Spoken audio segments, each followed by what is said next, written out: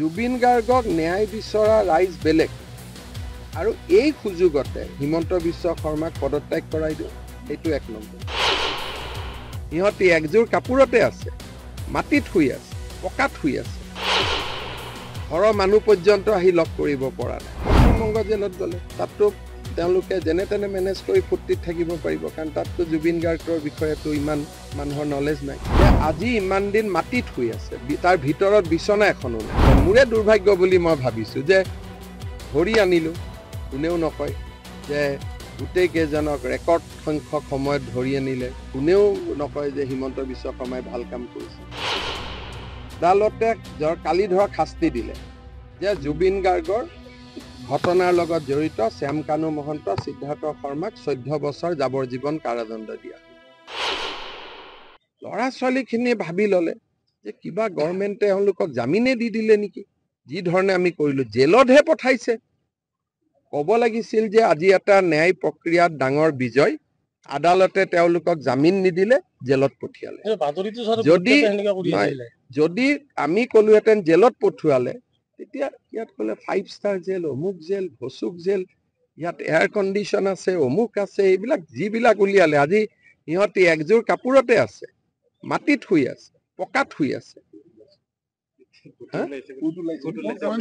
এতিয়া তেওঁলোক গোটেই কেইজনে, আজিতো কোনেও দেখুওৱা নাই যে আজি ইমান দিন মাটিত শুই আছে, তাৰ ভিতৰত বিচনা এখনো নাই। যাব, আপোনালোককো লৈ যাম। ভিডিঅ' কিয় ল'ব নিদিব, আপোনালোকে ভিডিঅ' লৈ যাব। তেওঁলোকে আজি মাটিত শুই আছে, এযোৰ কাপোৰ পিন্ধি আছে, ঘৰৰ মানুহ পৰ্যন্ত আহি লগ কৰিব পৰা নাই, যি কাৰণে নহওক কিয়। গতিকে যেতিয়া সঁচা কথাখিনি আমি যদি ৰাইজক জনাওঁ যে জুবিনৰ ঘটনাৰ লগত জড়িত এজনকো আজি 16-17 দিন হৈ গ'ল আমি জামিন ল'ব দিয়া নাই। পজিটিভ কথাখিনি ক'লে যুৱকসকলটো আশ্বস্ত হ'ব। এতিয়া যুৱকসকলৰ মোৰ ওপৰতো খং আছে যে ন্যায় দিয়া নাই, কিন্তু ন্যায় আমি যে দি আছো, জামিন ল'ব দিয়া নাই, এটা এটাকৈ চবক ধৰি আনিলো, চবে জেলত সোমাই আছে। আপোনালোকে যদি কথাখিনি পজিটিভ কয়, কালিৰ পৰাই পজিটিভ হৈ যাব যে হিমন্ত বিশ্ব শৰ্মা চৰকাৰে আজিলৈকে এজনকো জামিনত ওলাব দিয়া। উল্টাহে কৈ থাকে, এই সুপ্ৰিম কোৰ্টত কেছ কৰিলে, কেছ হোৱাই নাই, লগাই দিলে বোলে এইখন জেলত তেওঁলোকক এয়াৰ কণ্ডিশ্যন ৰুমত ৰাখিব, বোলে এইখন 5 ষ্টাৰ। এজনে ড্ৰোনৰ পৰা ওপৰত ফটো ল'লে, লৈ কৈ দিলে এইখন ৰিজৰ্ট। হ'ব পাৰে নেকি কওকচোন? জেলটো জেল, এই নতুনকৈ জেল বনোৱাৰ কাৰণে নতুন নতুন লাগি আছে, কিন্তু ৰেজৰ্ট হ'ব পাৰে নেকি জেল? লকআপ ৰেজৰ্টত থাকে। মইতো নিজে জেলখন চাই গৈছো, আপোনালোকো মোৰ লগত আছিল। এইখন ৰেজৰ্ট হ'ব পাৰে নেকি? বাক্সাত নানিলে বিতৰ্কিত ব্যক্তিকটো ধৰক 14 বছৰ কাৰাদণ্ড হ'ল, ক'ত ৰাখিব? অসমৰ কোনোবা এখন জিলাতেতো ৰাখিব লাগিব। চেন্ট্ৰেল জেলত থাকিলে গুৱাহাটীৰ মানুহ যদি ওলাই আহে,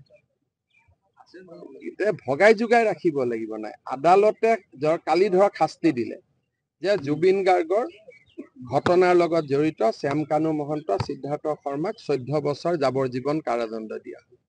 ক'ত ৰাখিব? অসমৰ কোনোবা এখন জেলতেতো ৰাখিব লাগিব।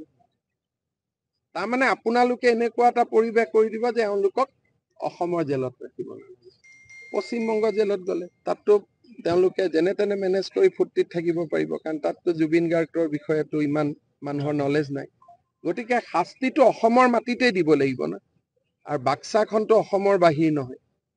কাৰোবাক হাফলং দিছোঁ, কাৰোবাক বাক্সা দিছোঁ, কাৰোবাক চিৰাং দিম, কাৰোবাক নলবাৰী দিম, মঙলদৈ দিম। একেলগে থাকিলে আকৌ ক'ব যে ক্লাব কৰি ল'লে বুলি, গোটেই কেইজনক একেলগে থকাৰ সুবিধা দিছে। কিবা এটাতো যি কৰোঁ তাৰে উল্টাটো ক'ব, যিটো কৰোঁ। গতিকে কি কম কওক, মোৰে দুৰ্ভাগ্য বুলি মই ভাবিছোঁ যে ধৰি আনিলোঁ, কোনেও নকয় যে গোটেই কেইজনক ৰেকৰ্ড সংখ্যক সময়ত ধৰি আনিলে, কোনেও নকয় যে হিমন্ত বিশ্ব শৰ্মাই ভাল কাম কৰিছে। তাৰপিছত জামিন ল'ব দিয়া নাই, কোনেও নকয় যে চৰকাৰখনে ইমান চেষ্টা কৰিছে। বোলে ছিংগাপুৰত যোৱা নাই, অফিচাৰ গ'ল ছিংগাপুৰত, সেইটোও নকয়। বোলে ছিংগাপুৰৰ অসমীয়া মানুহ অহা নাই, এতিয়া ৱাজিদ বোলাজনক বাদ দিটো চব আহি গ'ল। ভাল কথাকেইটাতো কোনেও নকয়। সমাধি ক্ষেত্ৰ বনাব, ইমান ধুনীয়া কমিটি কৰি আমি আৰম্ভ কৰিলোঁ, কোনেও নকয়। কি ক'ব? সেইকাৰণে কৈছো যে জুবিন গাৰ্গক ন্যায় বিচৰা ৰাইজ বেলেগ আৰু এই সুযোগতে হিমন্ত বিশ্ব শৰ্মাক পদত্যাগ কৰাই দিওঁ, সেইটো 1 নম্বৰ। 2 নম্বৰ, এই সুযোগতে পাৰিলে এজনক মুখ্যমন্ত্ৰী পাতি দিওঁ। তেওঁলোকৰ টাৰ্গেট হ'ল সেইটো, কাৰণ জীৱন কালত গোটেই ষ্টেটমেণ্ট আছে, এজনেও জুবিনৰ ফেভাৰত নাছিল। সেইকাৰণে ন্যায় বিজেপিয়ে দিব আৰু বিজেপিয়ে কৰিব, কাৰণ আমি জুবিনক মনৰ পৰা ভাল পাইছিলোঁ। সেইটোৱে কথা। সেইকাৰণে ন্যায় কাৰণে 100% ন্যায় হ'ব। ইয়াত ন্যায়ত কোনো ভয় খাবই নালাগে যে ক'ৰবাত ন্যায় নহ'ব। ন্যায় দিমেই, আৰু সেইটো মোৰ সংকল্প, ন্যায় দিহে দিম।